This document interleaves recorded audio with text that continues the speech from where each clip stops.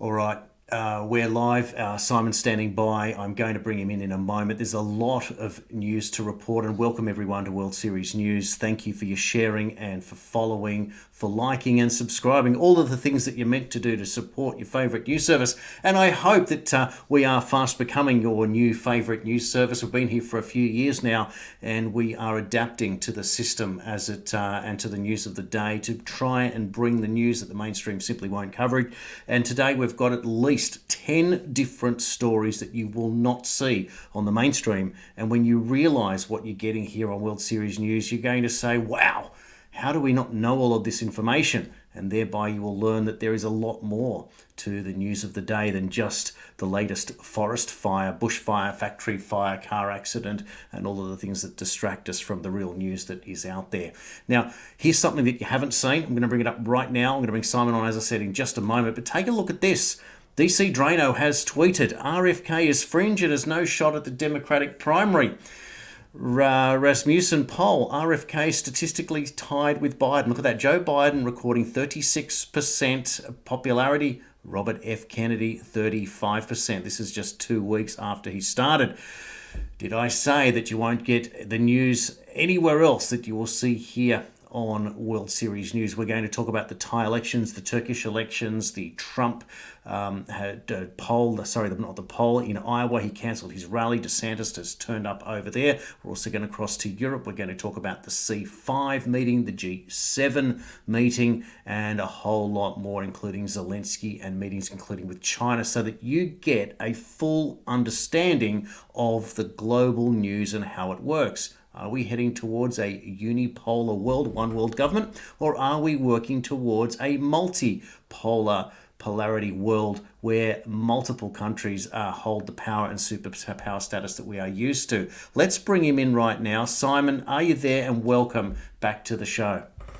Yes, I am. Can you tell me about the cat that was stuck up the tree?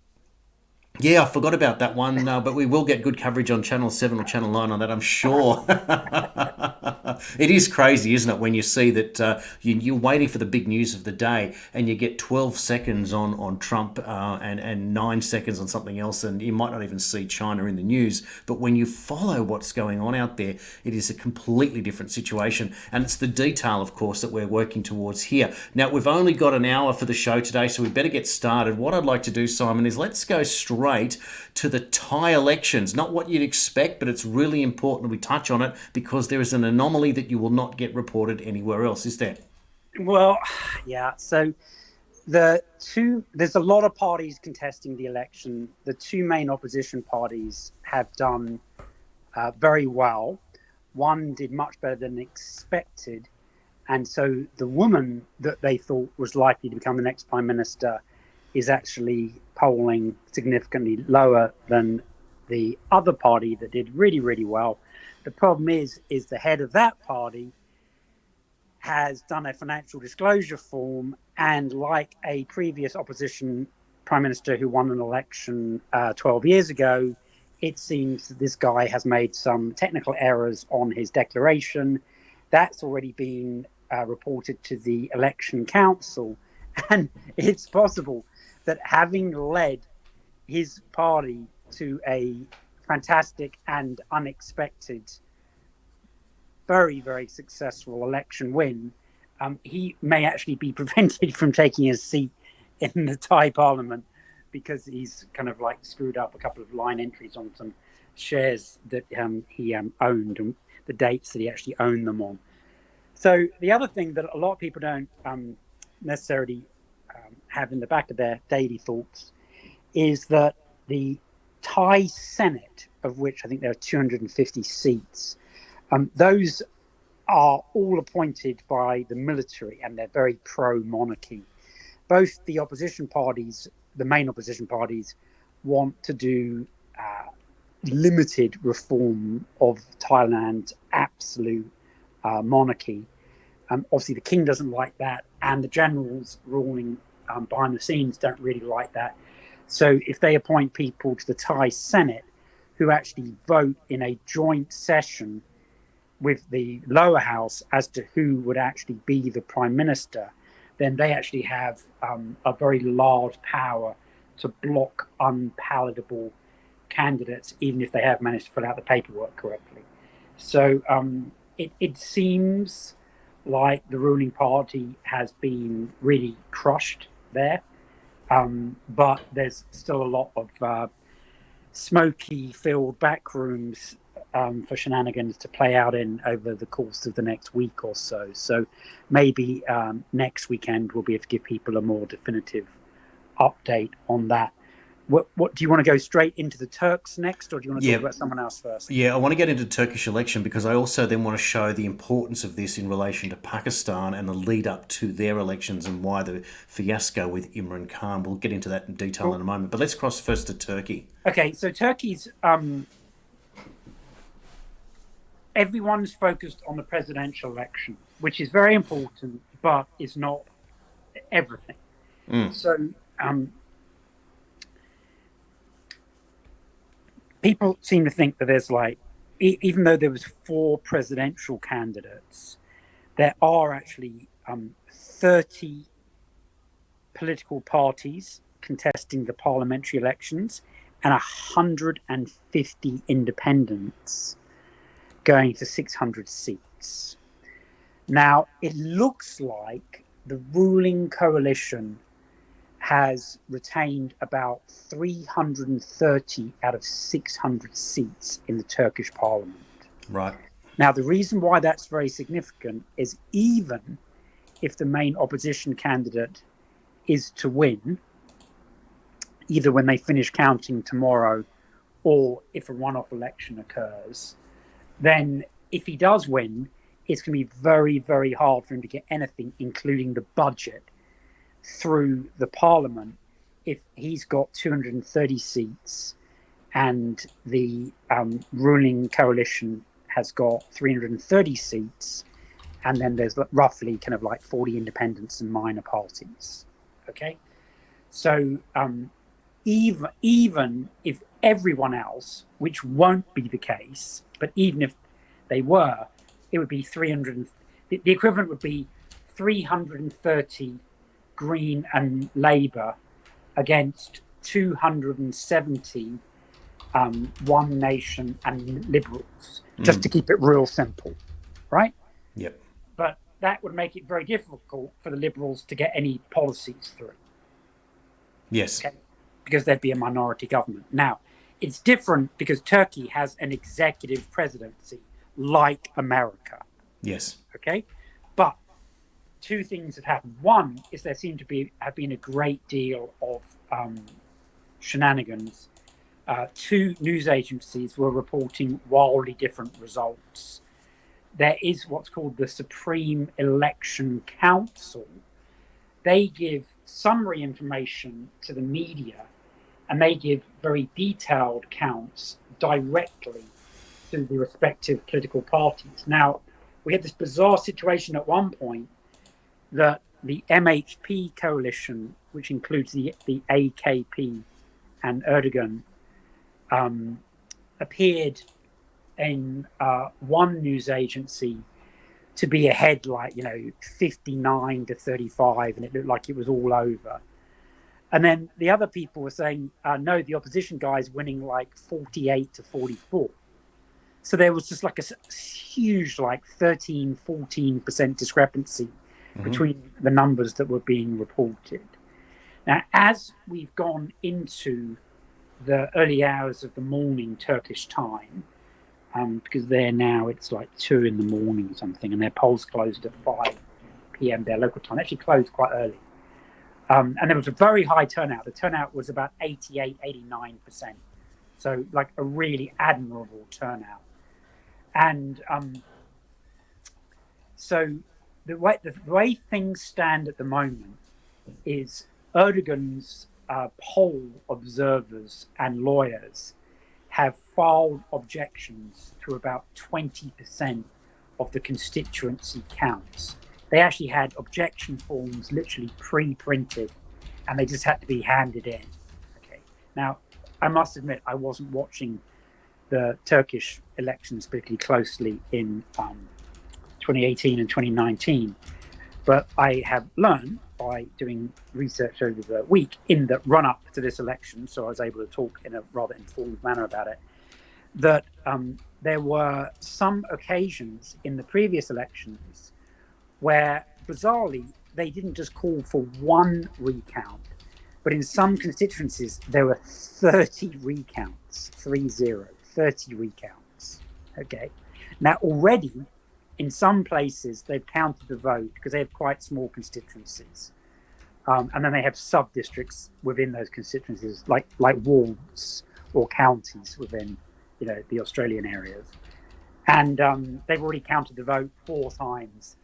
The result hasn't changed, maybe like by 5 or 10 votes, and they're still complaining.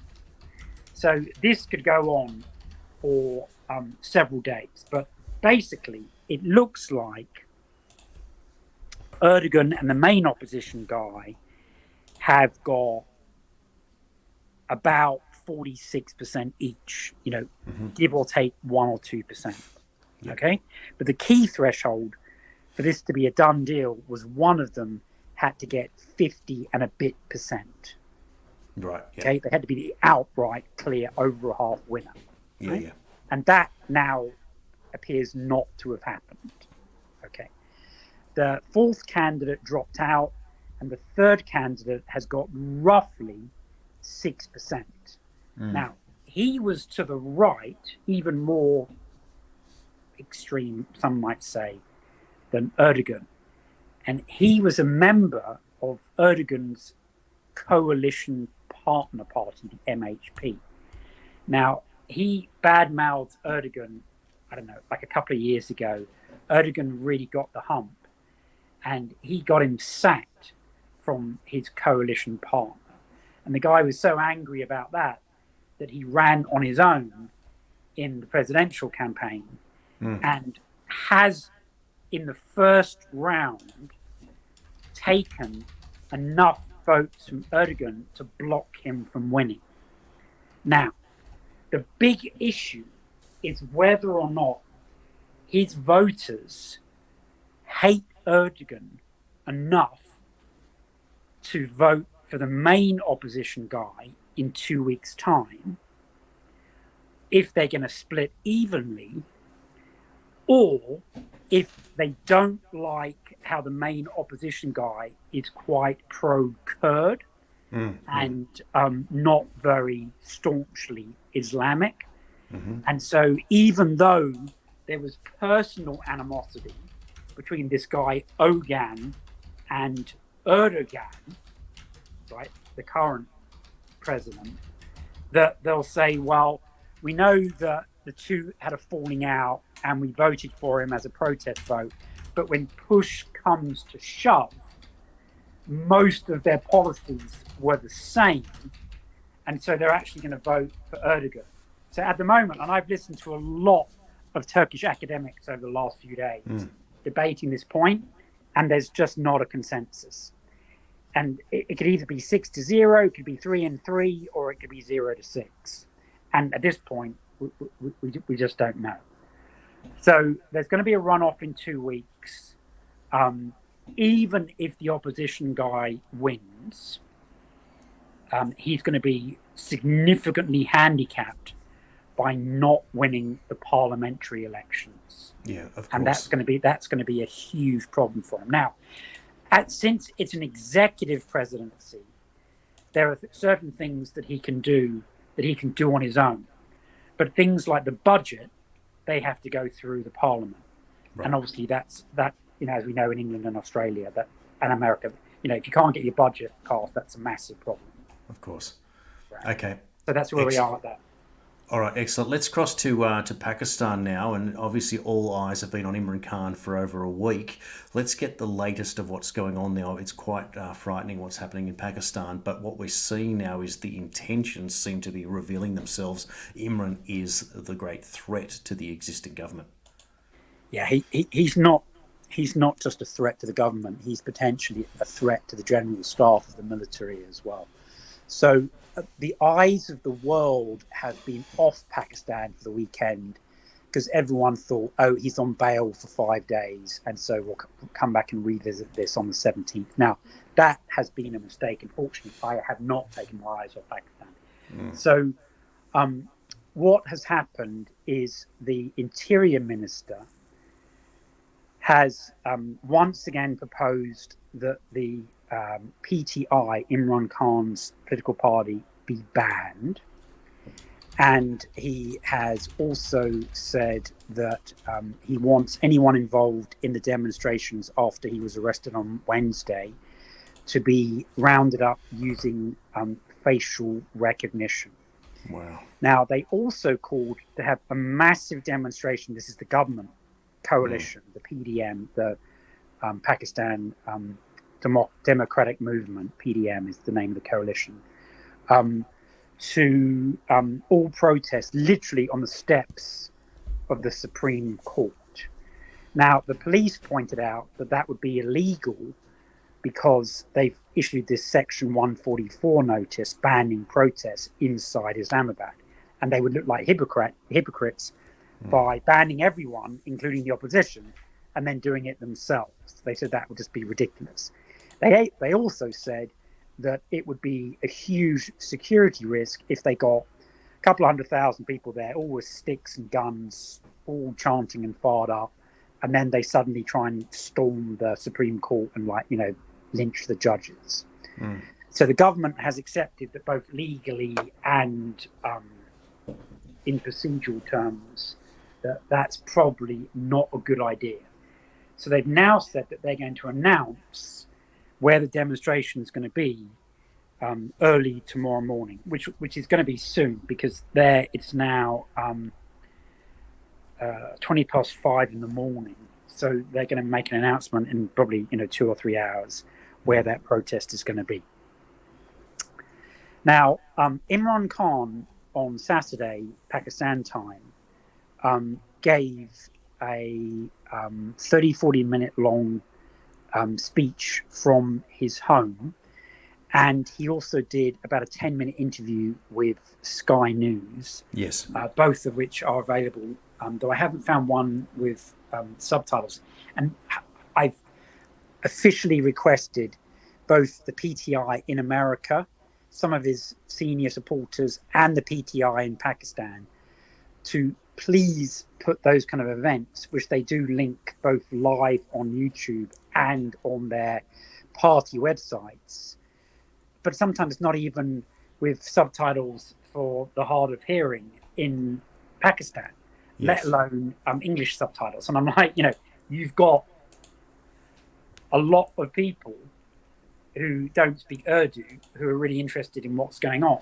Yep. So it'd be really helpful if you could do that. Now, doing that takes a long time if you run a computer program to do it, and then you have to pay to do it in order to publish it. But obviously, if they're running a political party and they've got 20 million followers just on their Twitter feed, you would think that they could manage to do that. But anyway, I've done my best reading through the snippets and reading through all the Pakistani English language analysis and all that kind of stuff. So who's been arrested over the weekend? Has there been more arrests? So there've been more arrests of party members. The very elderly lady whose husband they had to take to hospital because they had arrested him, and her brother-in-law, she's been released, but everyone else is still detained. Wow. So the party put out a video of Farhad Chaudhry's 10-year-old daughter begging for her father to be released. That was, real emotional manipulation, to be honest. All of the rest of them are still in jail.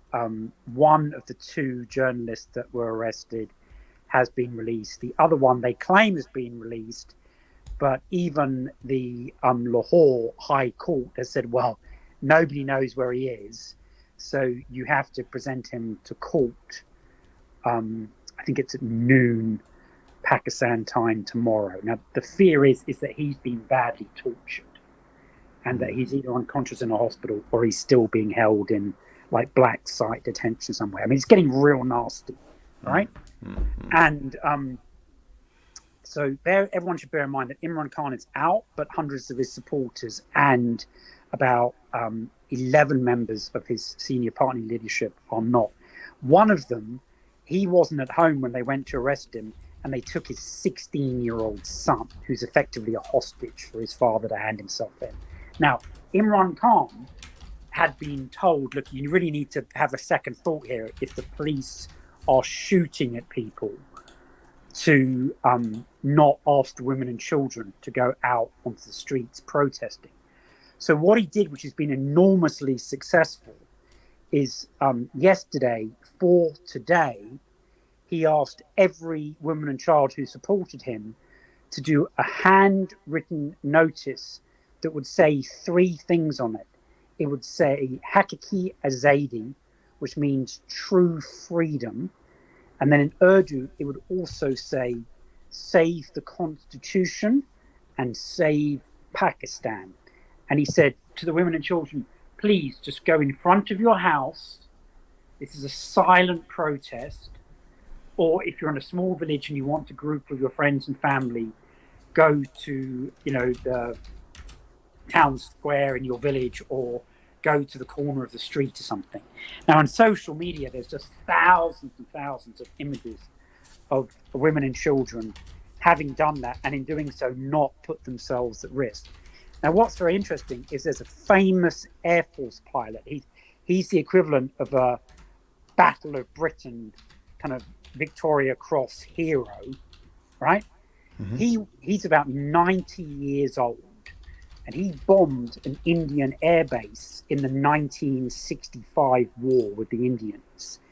He went with his wife, who's in her 70s or 80s and still very beautiful, and was literally doing this silent protest. Bearing in mind, he's literally like 90 years old, right? Mm-hmm. And the police went to hassle him, and they were being really aggressive. This was a 90-year-old war hero, right? And so he wasn't having any of it, and he was shouting back at them. And this police chief inspector, it looked like he was about to arrest him or hit him, right? And then, fortunately, his sergeant, who was in the background whilst this altercation was being filmed, you could see him walk closer to the group of people, and he literally dragged the officer away, even though he was senior in rank to him, because he could see that people were filming this, and it was going to be a public relations disaster. But like so many incidences of police brutality, not just in Pakistan but all over the world, imagine what would have happened if there hadn't been a police officer with good sense to, one, see that he needed to de-escalate the situation, but also to have the awareness that it was being filmed, right? So it just goes to show that even if you've got the Pakistan equivalent of the Victoria Cross, that supporting Imran Khan can be a very, very dicey proposition. Truly just extraordinary situation here, isn't it? That we're now seeing it all explode. But what it is one thing I must add, please, is, and this is very important, just quickly, is the Pakistan People's Party, the PPP, which includes the current foreign minister, the president, the equivalent like the chairman, right? So like the chairman of the Labour Party in Australia, or the chairman of the Labour Party in Britain, right? He put out an incredibly vicious statement against Imran Khan, and he said that he was worse than a terrorist. He said he was worse than the Pakistan Taliban, which are literally blowing people up. He said that he was the greatest threat to national security of Pakistan. And that in itself was just extraordinary. But then the ultimate insult, bearing in mind that level of animosity between Pakistan and India that has existed since 1947, 48, is, he said, and this is really extreme, this is worse than calling somebody a terrorist. He said that Imran Khan was following the Indian agenda.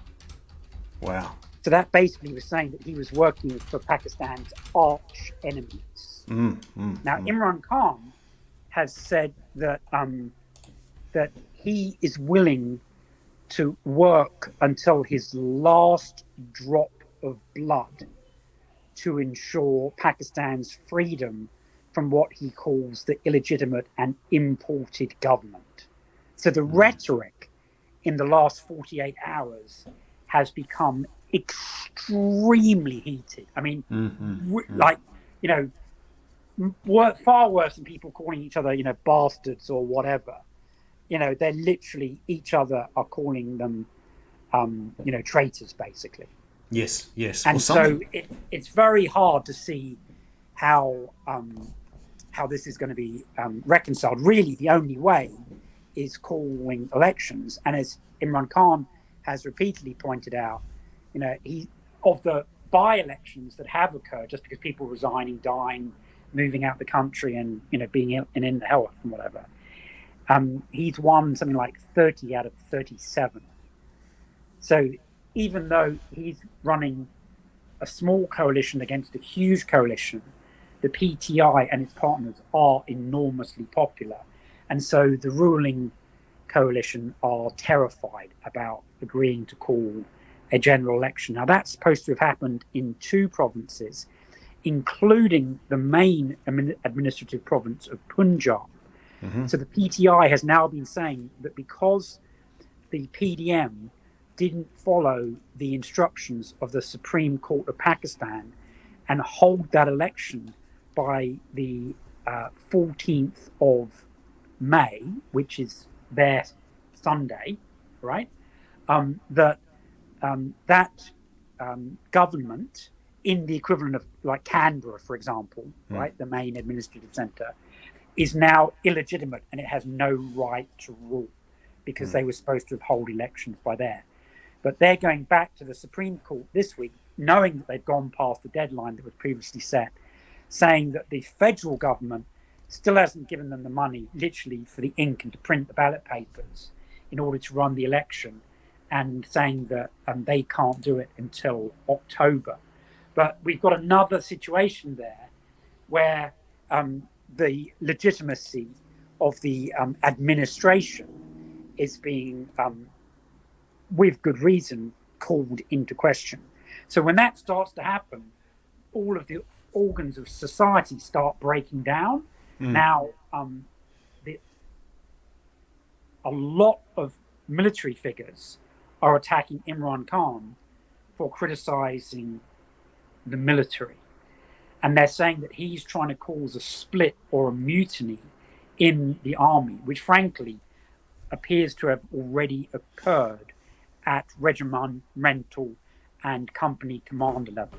There were several COs and company commanders who refused direct orders from their generals to shoot at unarmed protesters. Right.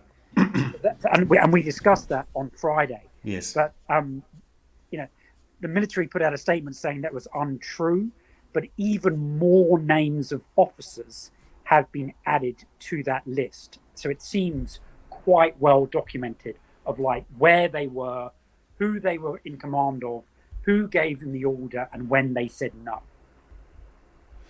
Now, all of the friction with the military comes from the fact that Imran Khan accused the Major General in the military of orchestrating a plot to assassinate him. And no, this is where it's more than that now. So the military have essentially ruled Pakistan for half of its existence. They've been involved in past assassinations of presidents. They were the most revered institution in the country, largely because of having successfully fended off the Indians on several occasions. But Imran Khan is now saying that the public standing of the army is at its lowest point since it lost the civil war against Bangladesh. And he's now escalated his criticism to the very top general of the military, the chief of the army staff. And so, whilst he said that he won't remove him if he were to become prime minister again, it's possible that he would request the constitutional president, Dr. Alvi, to do that. And the military overall are horrified at how half of the country is now lowering greatly the esteem with which they held the Pakistan armed forces. It's a huge shock to them that they've ended up in this position, and frankly, they're not quite sure what to do at the moment. They're siding with the ruling party, but they know there could be an election any time between now and next April, and if Imran Khan is still around to contest it, it's very likely that his party would be running the next government. But there is a genuine concern, and he's expressed the belief that he thinks that the current scheme is to ban his party, put him in prison for treason for at least 10 years, and to jail his wife for financial crimes. And that's what Imran Khan has publicly said he thinks the current government goal is to achieve in the next few weeks. Wow, Simon. Look, we've been reporting on this intensely over the past 7 or 8 days now, and we'll continue to do all of that as it breaks. We plan to do the shows here twice a week, once on Monday, once on Friday Australian time, but with all the extra news we're gonna have to cover this on Wednesday to find out what happens at his bail hearing. Yeah, absolutely. So we will continue to do that. So thanks everyone for following along and sharing, and it makes a big difference. I know it's a bit of an effort, but if you can share it, it makes all the difference. Now, just a quick pause for a moment because we're going to head to the US. Just want to bring this one up, Simon. This is something happened here in Australia over the weekend. It's a shocking photo there of Amanda Stoker. I'll put up a different one here, but this story is quite incredible. People are creating. I'll just take these banners down. They're coming up everywhere for us, but. People creating AI don't want to see conservative views amplified, says Stoker on Sky News. Just this week, Australians noted that GPT was pro-voice to Parliament, describing opposition leader Peter Dutton as controversial, while saying that Anthony Albanese was a man of the people, and Lydia Thorpe, who is controversial, as a role model. It seems that you can program your AI after all. It's not as simple as just letting an artificial intelligence learn how things work. Well, I mean, it may be news in Australia, but it's not news here. Everyone has demonstrated that Chat GPT in particular, and also the Bing version, seems to have an extreme left-wing / socialist bias. And that is definitely how it's been programmed in the People's Republic of China as well. So, interestingly enough, there's now a lot of concern about these kind of battlefield robots and AI being used for instantaneous decision making, both for the release of counter missiles and also the potential release of nuclear counter strikes. And given the number of incidences where we've had where orders have had to be countermanded, or upon review, they've been found to be false radar signatures in the 60s, 70s, and 80s. It really makes you quite concerned. I mean, it's just like the movie War Games, and of course the Terminator movies, where you put AI in charge of nuclear weapons and they decide to kill humanity. Yes. Well, at the very least now we've got an opposition leader and a mainstream media here in Australia starting to ask questions, so that's a big positive. Now, crossing over to the US, Donald Trump cancelled his Iowa rally, but Ron DeSantis held his. There was apparently some situations with weather over there. Yeah, well, Ron DeSantis, he was invited by a town mayor to speak at his annual picnic, which actually, because of lousy weather, was held indoors. In a very large restaurant. Trump was due to go in the evening, but by that point the weather had got so bad that there was actually tornado forecasts. And so all the people at that location left, though normally, even if bad weather like rain is forecast, there's normally thousands of people queuing up early, like doing what they call tailgate parties, like having barbecues in the car park. bucks, right? And that wasn't the case for this event. By the time it was cancelled, there weren't that many people there. He had a lot of journalists and media stars with him, and they literally turned around, flew back to his club Mar-a-Lago in Florida, and he did some impromptu chicken wing burger and beer party for all the people that were on his jet and his backup jet or something. Real kind of low ball, low taste kind of event. In order to try and generate some positive publicity. DeSantis, his background is in military intelligence. He's really not very touchy-feely. The first time he ran for election of governor, he won by it was like 0.6 or 0.9% against a guy who turned out to be a homosexual drug addict. And he won re-election with a huge margin because he had done an excellent job as a technical governor, much like Jeb Bush, particularly in response to natural disasters. The problem is that going to New Hampshire and Iowa, people really expect what are called retail campaigns, where you literally, hold babies and shake hands with 1,000 people and tell jokes and stuff.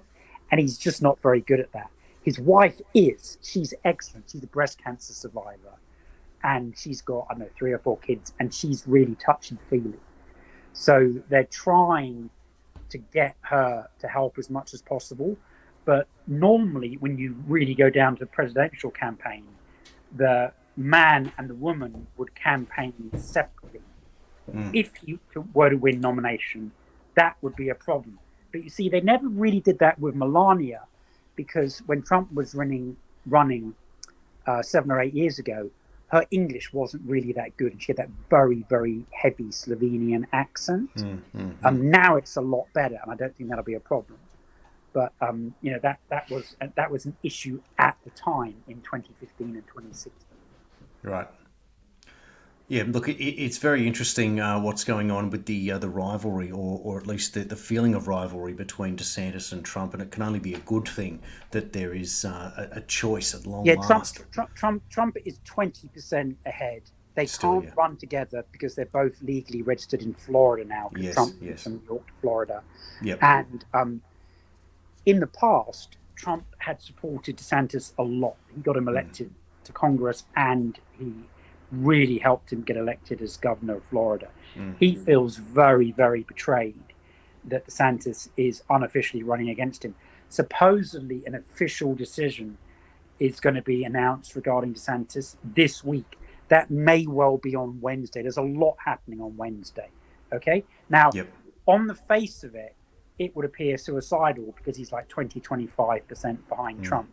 But he's keeping his options open as the backup candidate in case Trump literally ends up going to prison and has to drop out. Yes, that's right. That makes a lot of sense. Well, DeSantis has also come out with it's a fantastic headline out of Florida for those that are very concerned about central bank digital currency, that Florida effectively has banned CBDCs in a move that he teased earlier in the year. It's just one story in one publication, but it's huge for those of us that don't want to have our financial transactions tracked.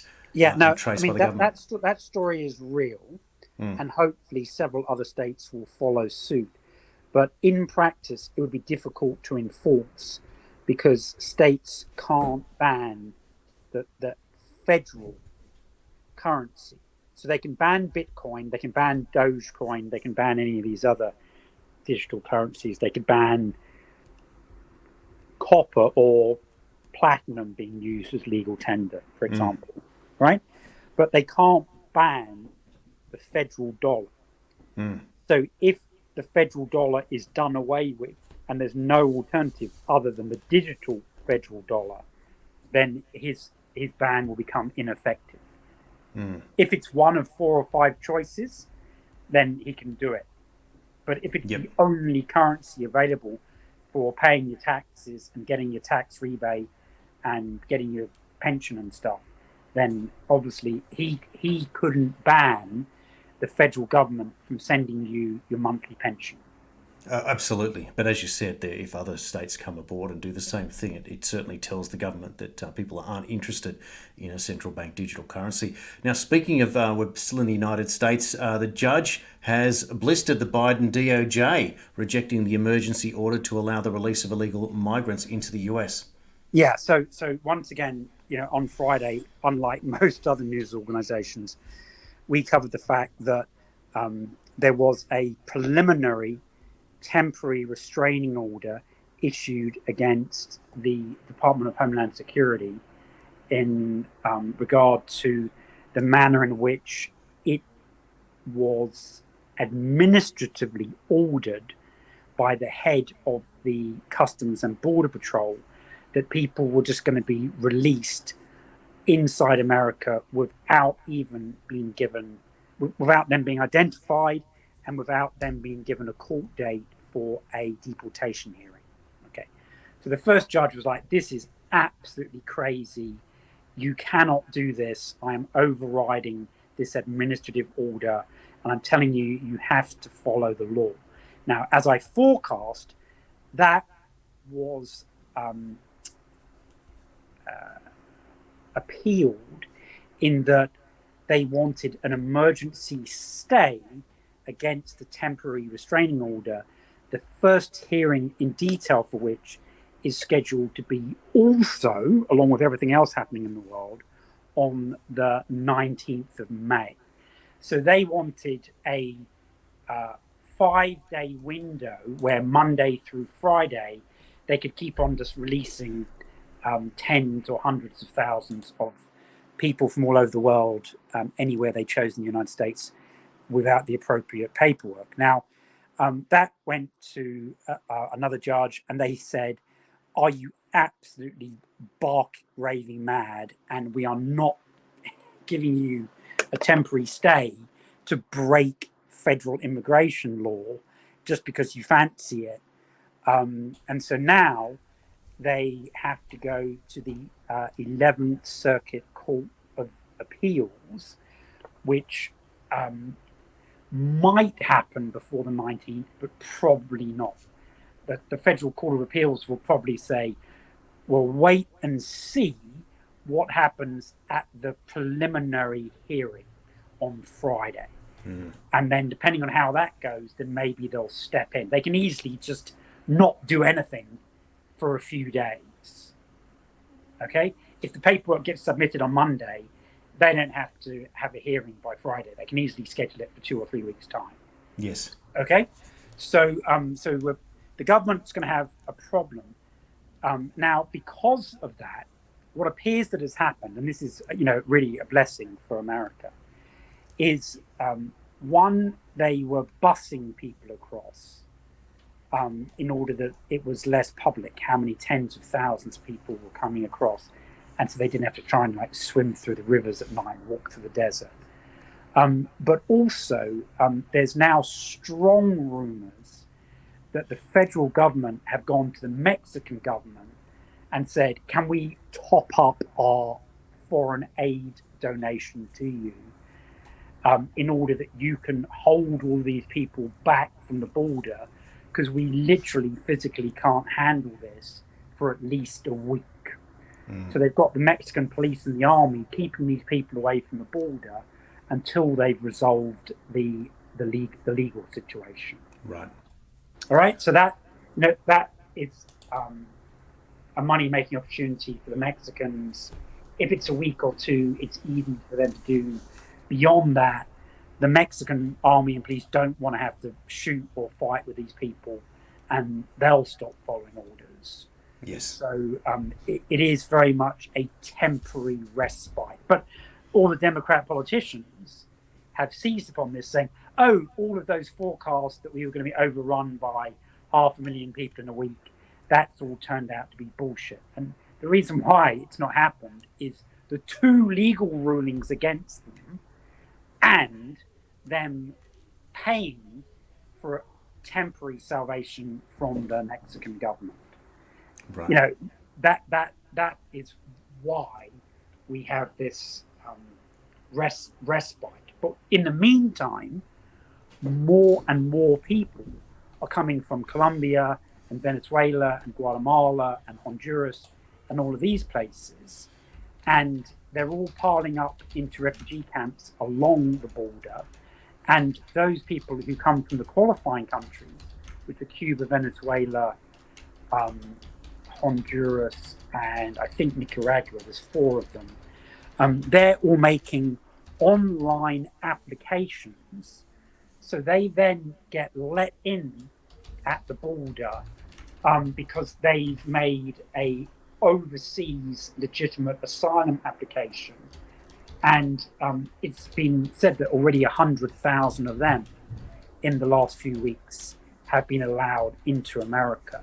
So the thing that occurs is as these people are successful, then not only do they go onto social media telling their friends and relatives how they've been successful, but they also then try and sponsor their distant relatives for family reunification.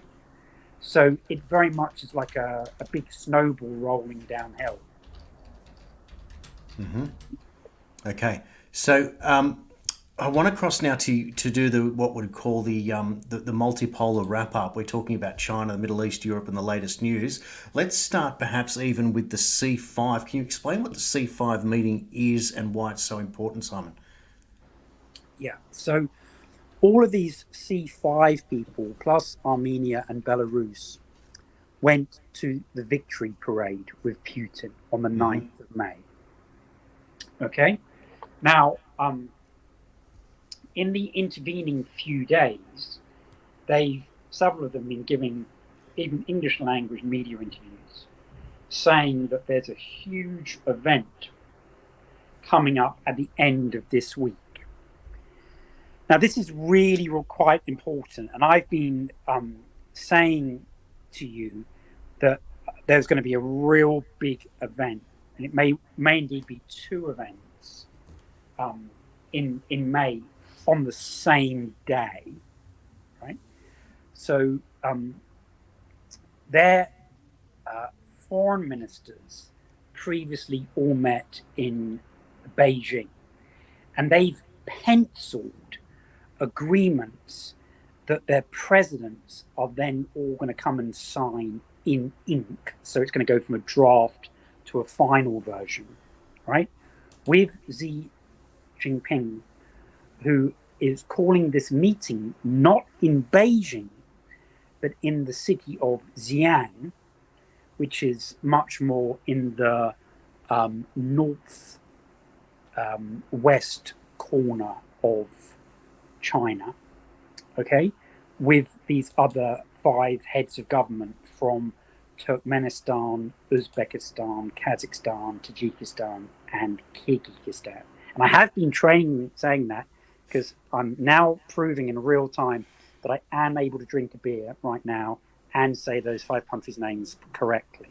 Brilliant. So, we'll do the spelling test next on the next show. There, yeah. The next one will be the spelling test, and then spelled backwards. That's right. Yeah. Right. Okay. Fine. So I just so that we can hone my personal development skills, and so the reason why this location is important is there's a famous thing and a great movie that your audience can look out for. There's actually 2 versions. There's a very long version, which is 170 minutes, and there's an 80-minute version, both of which are called the Xi'an Incident. One is from 1981, and one is from 2018. If you can find the original long one in Mandarin with English subtitles, then I would very highly recommend it. Now, what happened there is this was at the beginning of the Second Sino-Japanese War. Okay, now the Kuomintang, which are basically the people who ended up fleeing to Taiwan later in history, they were fighting against the Chinese Communist Party and had been for years. Now, Chiang Kaishek, who was the leader of the Kuomintang, went to a meeting with his 2 field marshals at the city of Xi'an, which is very famous and was actually the capital of China for about 900 years on and off. Okay?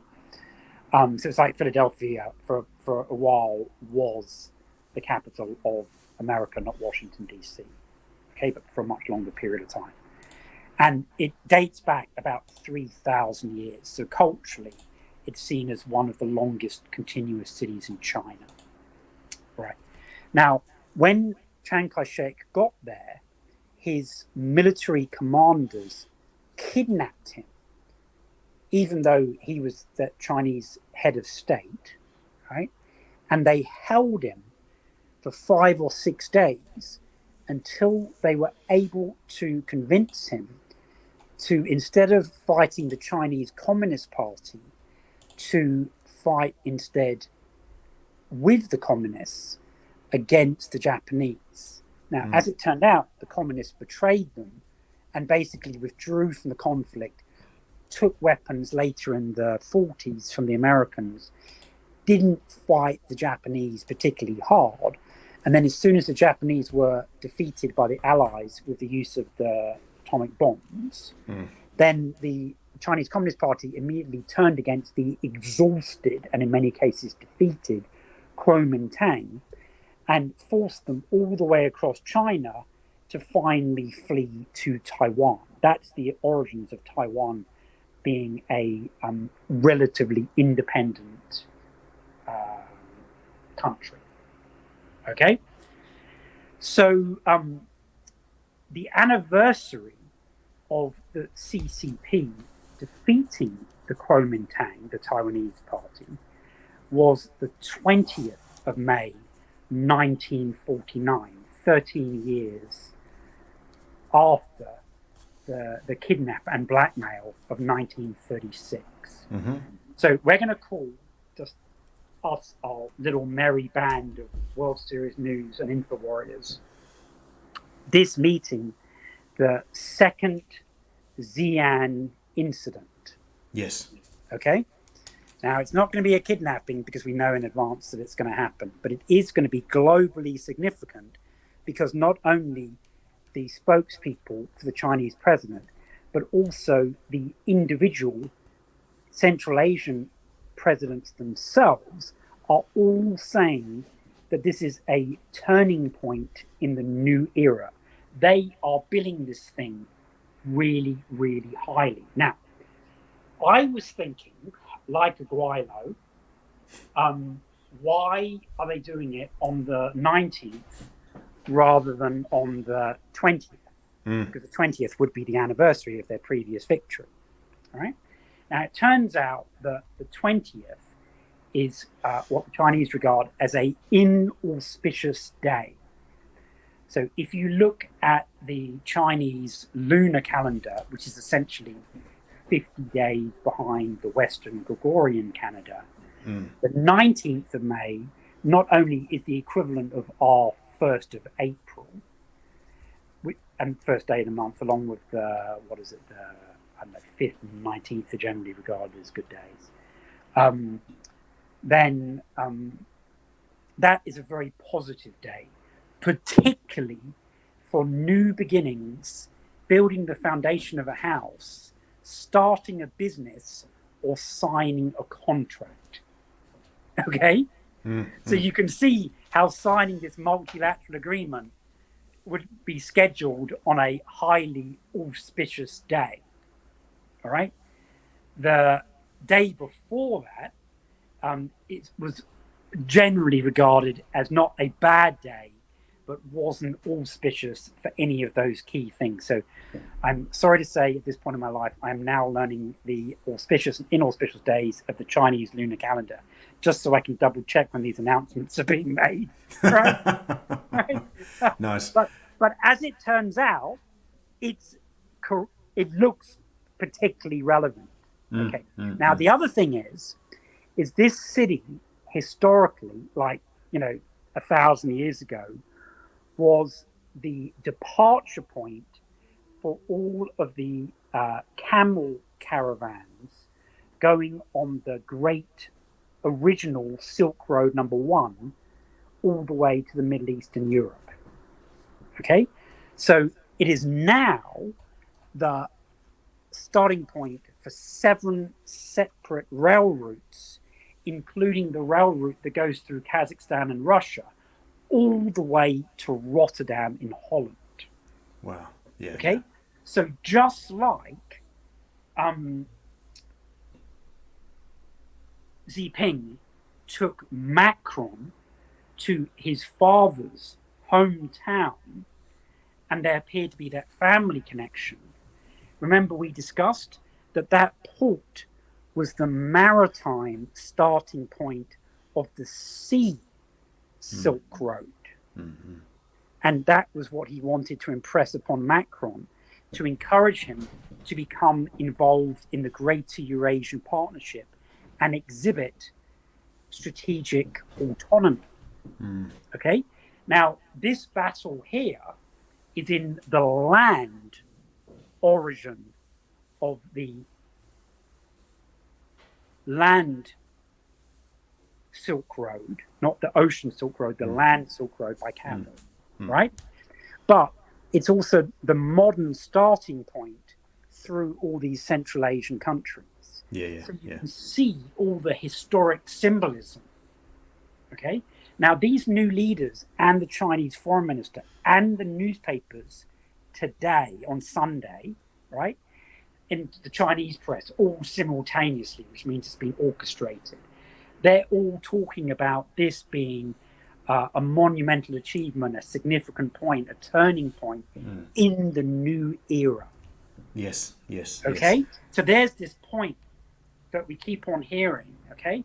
Now, they're saying that these agreements are going to tie all of these countries into the Belt and Road Initiative, and this is the 10th anniversary of the Belt and Road Initiative.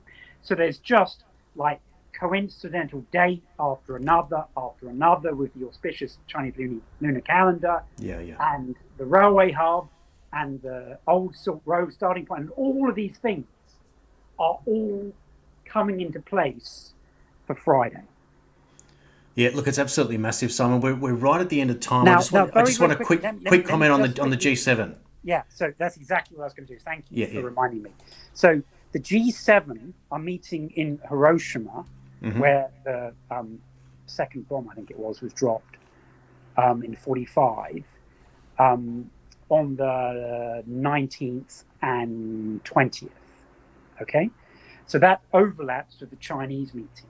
Now, the other thing that's happening on the 19th is the Arab League meeting back with Syria, and Assad has been personally invited by the Saudi government to attend himself. Okay, so that's going to drive the Americans nuts. And so we've got all three events happening on the same day. Now, the G7, along with the European Union, are pushing for more sanctions against Russia and potentially against sanctions on China. But it's very, very possible that the Arabs, in coordination with the Chinese, are going to make a big statement simultaneously on the 19th. And that would be the center and the eastern end of the Silk Road, both making symbolic announcements on the same day.